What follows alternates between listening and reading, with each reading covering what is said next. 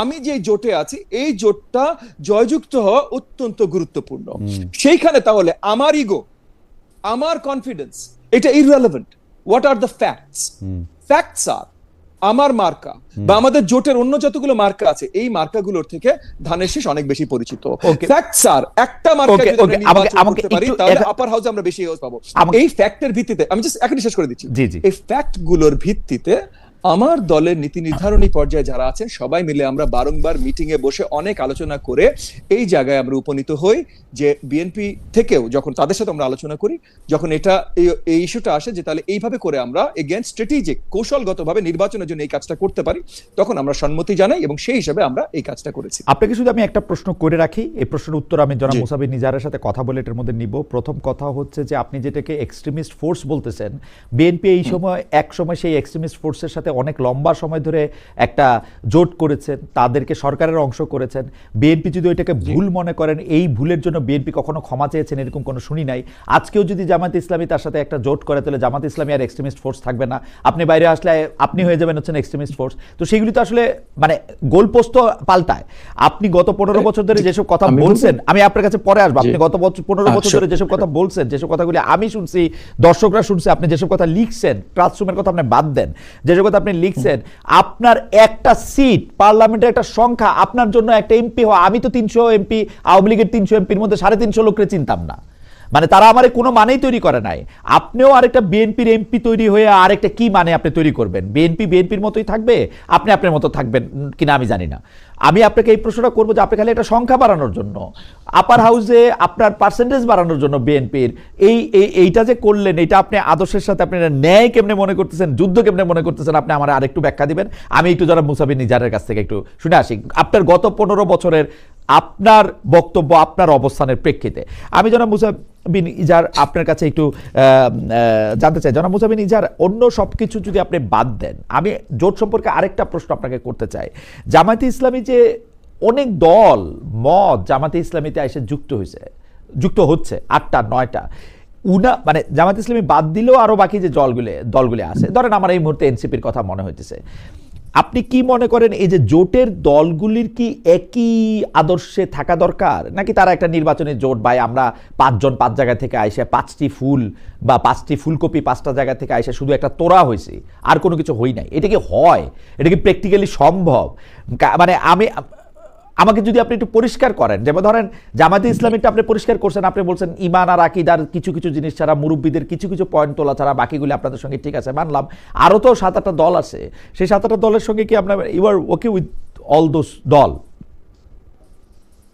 না, এখানে আমরা তো, আপনি তো শুরুতেই বলেছেন যে বিষয়টা, যে এটা তো আসলে আদর্শিক কোনো ঐক্য না, শুধু একটা রাজনৈতিক। না, আমি প্রশ্ন তুলছি আদর্শিক ঐক্য ছাড়া নির্বাচনী জোট হওয়া সম্ভব কিনা?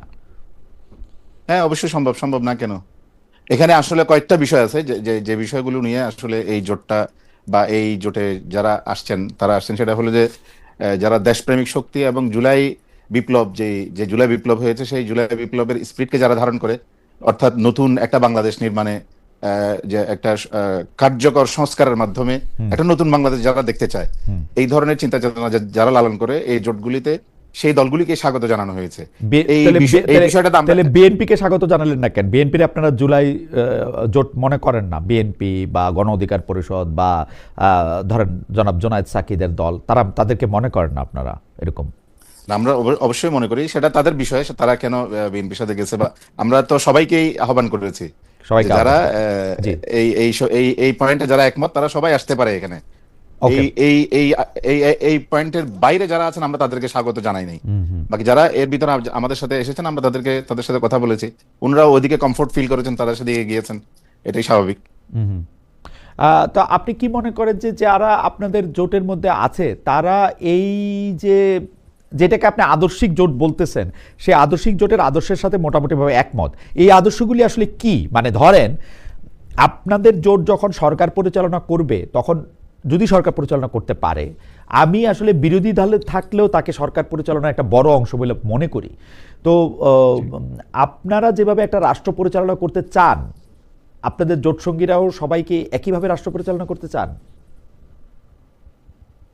আমি একটা কথা যেটা আপনি শুরুতে বলেছেন যে আপনি বলছেন সেটা আদর্শিক জোট, আমরা সেটাকে আদর্শিক জোট বলছি না, এটা শুধু নির্বাচনী সমঝোতা। এটা যেটা হয়েছে যে সেটা হচ্ছে নির্বাচনী সমঝোতা, শুধু এটাকে আমরা আদর্শিক জোট বলছি না। বাকি আমরা এখনই যে আমাদেরকে, আমরা যেহেতু ইসলামী রাজনীতি করি, আমরা এখনই ক্ষমতায় গেলে যে ইসলাম প্রতিষ্ঠিত করবো বা ইসলাম কায়েম করে ফেলবো সেটা আমরা বলি না। ইসলাম প্রতিষ্ঠিত করার জন্য একটু সময় নিতে হবে, অনেক বিষয় আছে, দেশের মানুষকে প্রস্তুত করতে হবে, এখানে ব্যাপক ভিত্তিক দাওয়া ভিত্তিক কাজ করতে হবে, এরপর একটা পর্যায়ে গিয়ে হয়তো ইসলাম দেশের মানুষ জনগণ রিসিভ করবে। তো আমরা সেই পর্যায়ে আপনারা কি যৌথ ইশতেহার ঘোষণা করবেন 8টি দল জোট হিসেবে? এই বিষয়টা এখনো, ইশতেহারের বিষয়টা এখনো আমাদের ডিসাইড হয় নাই। হয়তো যৌথ ইশতেহার ঘোষণা হতে পারে, যেহেতু একটা জোট হবে তাহলে একটা যৌথ ইশতেহার ঘোষণা হতে পারে, বাকি এটা এখনো চূড়ান্ত সিদ্ধান্ত হয়নি, কিন্তু সময় আছে এখন। কিন্তু আপনারা এটা ঠিক করেন নাই যে আপনারা আসলে ইসলামী শরিয়া ভিত্তিক একটা রাষ্ট্র পরিচালনা করবেন, এটা আপনারা ঠিক করেন না এখনো? না, ইসলামী শরিয়ার ভিত্তিতে যে আমরা এখনই ইসলামী শরিয়া কায়েম করব, আমাদের এখন যেটা মিনিমাম যেটা হচ্ছে সেটা হচ্ছে যে কোরআন সুন্নাহ বিরোধী কোনো আইন বাংলাদেশে হবে না। এই মুহূর্তে কি আছে? এই মুহূর্তে আছে কোরআন সুন্নাহ বিরোধী আইন বাংলাদেশে?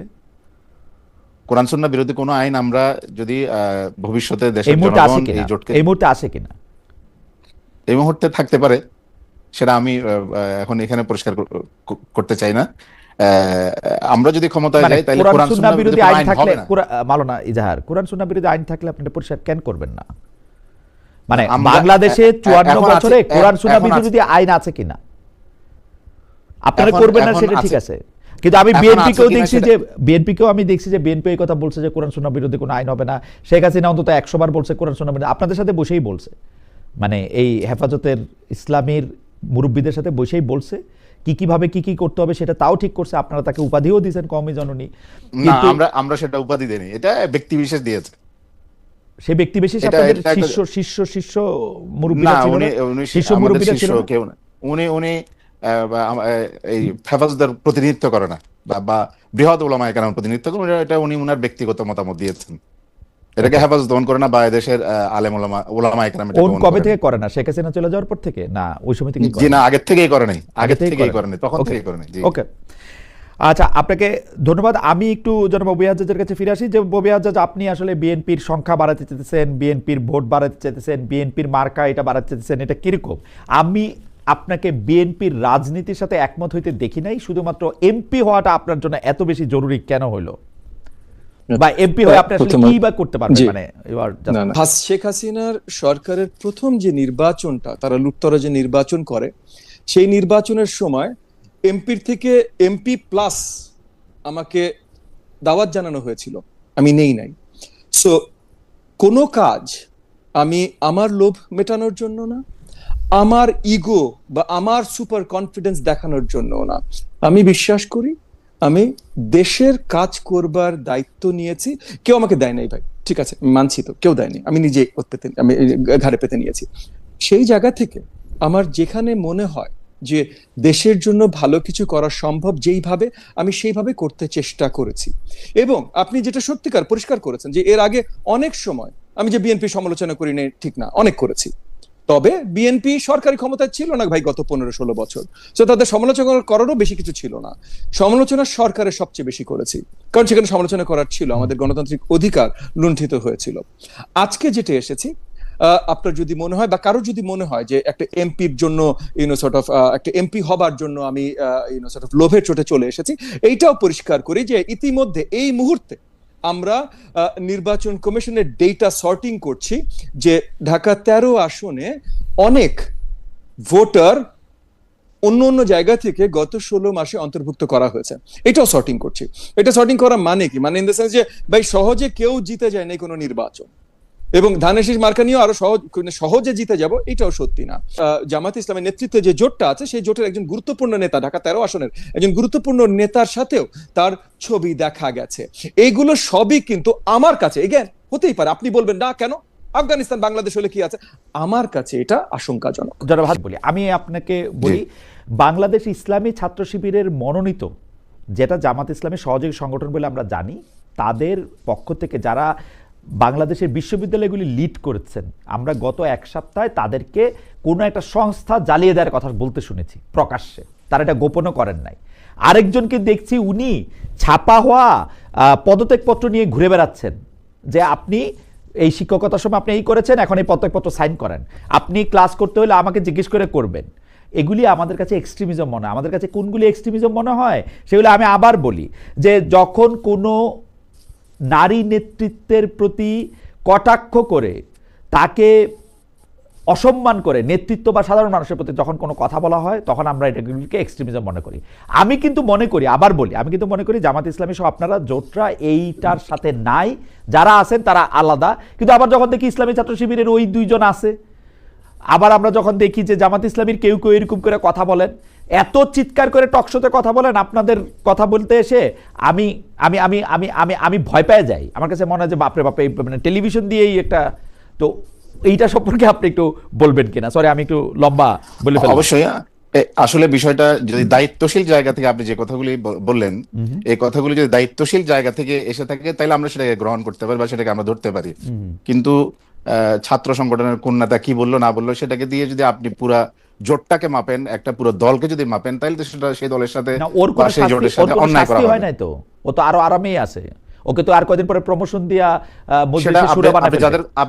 আপনি যার কথা বলছেন সেটা ছাত্র শিবিরের বিষয়। জি, ছাত্র শিবির তো আর আমাদের জোটের অংশীদার না, বা এই জোটের অংশ না। সুতরাং আমি মনে করি, আর এক্সট্রিমিজম এই শব্দটা আসলে আপনি যেভাবে বললেন যে সাধারণ মানুষ যেটা সেটাকে যেভাবে নেয়, এটা কিন্তু ভালো অর্থে নেয় না। সুতরাং আমি মনে করি যে এই ধরনের শব্দগুলো পরিহার করা দরকার। এবং আর আমার ভাই ববি হাজ্জাজ ভাই যে কথাটা বললেন যে আফগানিস্তানের কোনো সরকারি কোনো প্রতিনিধি বাংলাদেশে এসেছেন, কারোর সাথে বৈঠক করেছেন, সেটা কে আমি যদি ভিন্ন দৃষ্টিকোণ থেকে দেখি, যে অন্য কোনো রাষ্ট্রের কেউ যদি এসে এই দেশে যদি এর ধরনের বৈঠক করেন, তাহলে আফগানিস্তানের কেউ যদি এসে বৈঠক করেন, তাহলে সমস্যা কোথায়? না, সমস্যাটা কোথায়? আমি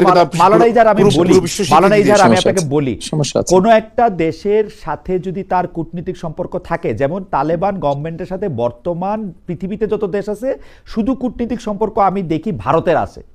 তালেবান পররাষ্ট্রমন্ত্রী ভারতে গেছেন, তাকে লাল গালিচা সংবর্ধনা দেওয়া হয়েছে। তালেবান পররাষ্ট্রমন্ত্রীকে কিন্তু ইসলামী অর্গানাইজেশন, মানে ওআইসি যারা আছে, আরব লীগ যারা আছে, বাংলাদেশ, মালয়েশিয়া, তাদের কেউ তাদের সাথে এরকম কোনো সম্পর্ক নাই। সেই জন্যই পররাষ্ট্র মন্ত্রণালয় বলতেছেন তাদের সাথে কিন্তু অফিসিয়াল সম্পর্ক নাই। আমি জনাব মামুনুল হককে জিজ্ঞেস করছিলাম, কিন্তু আপনি যে আফগানিস্তান গেছিলেন সেটা কি হয়ে গেছেন, উনি বলছেন যেহেতু সরাসরি সম্পর্ক নাই, উনি লন্ডনে গেছেন, লন্ডন থেকে আরেকটা এনজিওর মাধ্যমে সেখানে গেছেন। এইটা হচ্ছে সমস্যার জায়গা মাওলানা ইজাহার, আপনি যদি সমস্যাটা না বুঝতে পারেন। সরাসরি সম্পর্ক না থাকলে কি ওনারা বেসরকারিভাবে এই দেশে আসতে পারবেন না? সে আসতে পারবেন কিনা সেটা আপনি বলেন। মানে এটা ববি হাজ্জাজের দিকে আপনি প্রশ্নটা দিয়েন না, আপনি বলেন আসছেন, ভালো হয়েছে, আমার সাথেও দেখা হয়েছে, এটা ভালো, সেটা বললেই তো হয় না। আসলে অসুবিধা কোথায়? আমি তো আপনাকে অসুবিধাটা বললাম, স্বাভাবিক কূটনীতিক সম্পর্ক নাই তো, স্বাভাবিক কূটনীতিক সম্পর্ক নাই তো, আছে শুধু ভারতের সঙ্গে। স্বাভাবিক কূটনৈতিক সম্পর্ক না থাকলেও কেউ আফগানিস্তানের বর্তমান সরকারের সাথে একমাত্র ভারতের সাথে স্বাভাবিক কূটনৈতিক সম্পর্ক আছে, পাকিস্তানের সাথে নাই, আমাদের সাথে নাই।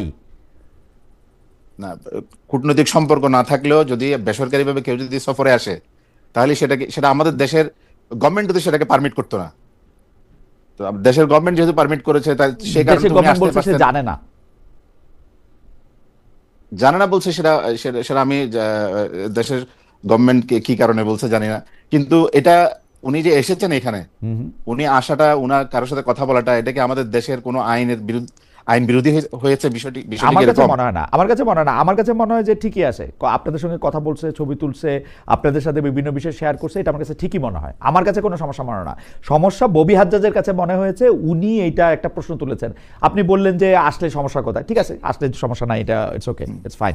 আমার কাছে মনে হয় যে মানে আমাদের দৃষ্টিভঙ্গির বিষয়। আমরা কিছু কিছু দেশকে বা কিছু কিছু অঞ্চলকে আমরা ভিন্নভাবে ডিফাইন করতে চাই। আমরা না তো শুধু, আমরা পাকিস্তান, সৌদি আরব, আমরা না কিন্তু শুধু, আমি কারেকশন করি, আমরা পাকিস্তান, অনেকে করেন না, অনেকে না, কিন্তু কেউ ভারত ছাড়া আফগানিস্তানের সাথে ওরকম, আমি জানি না, ববি হাজ্জাজ এগুলির ব্যাপারে খুব আপডেটেড থাকেন, তিনি হয়তো বলতে পারবেন। কিন্তু আমি মাঝখানে একটু কথা বলে নিই। আমাদের একজন দর্শক, ওনার নাম হিজিবিজি 1947, উনি বলছেন খালেদ ভাই ইসলাম নিয়ে আপনার সমস্যার কথা, ইনশাল্লাহ আগামীর বাংলাদেশ চলবে শরিয়া আইনে। ভাই আমার ইসলাম নিয়ে কোনো সমস্যা নাই, আমার কোনো কিছু নিয়ে কোনো সমস্যা নাই, গণতন্ত্র নিয়ে সমস্যা নাই, ইসলামে শরিয়া নিয়ে কোনো সমস্যা নাই। সেই জন্যই আমি জানতে চাই আপনারা যদি শরিয়া আইনে দেশ চালান, আপনারা বলেন আপনারা শরিয়া আইনে দেশ চালাবেন। আমি আসলেই বলতেছি যে আমি গণতন্ত্রের প্রতি শ্রদ্ধাশীল।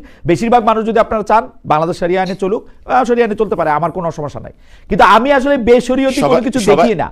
আমি কিন্তু বেশরিয়তি মানে আমি সেই জন্যই মাওলানা ইজারকে প্রশ্ন করেছিলাম যে আপনি কি এখন কোরআন সুন্নাহ বিরোধী কোনো আইন এই মুহূর্তে দেখেন? আমি দেখি না, কিন্তু এটা আমার জ্ঞানের স্বল্পতা হতে পারে। আমরা জনাব ববি হাজ্জাজ জানতে চাই যে জনাব ববি হাজ্জাজ, আপনি মাওলানা ইজারের রেসপন্স দেখলেন যে তিনি বলছেন যে যদি থাকে আসে কথা বলে, তাহলে সমস্যাটা কোথায়? আপনি সমস্যাটা আমাদেরকে একটু বলবেন। তার আগে যদি আপনি আমাকে 20 সেকেন্ড সময় দেন, আমি দর্শকদের কাছে যেটা জানতে চেয়েছিলাম সেটা একটু বলি। দর্শকদের কাছে জানতে চেয়েছিলাম জামাত ইসলামীর সঙ্গে আদর্শিক ঐক্য নয়, হয়েছে শুধু নির্বাচনী সমঝোতা, দাবি করেছেন এনসিপির আহ্বায়ক নাহিদ ইসলাম। প্রিয় দর্শক, এই অবস্থান সঠিক বলে মনে করেন কিনা? এইটা হ্যাঁ মনে করছেন শতকরা 60% দর্শক, না মনে করছেন শতকরা 40% দর্শক। 53,000 ভোটার ভোট দিয়েছেন।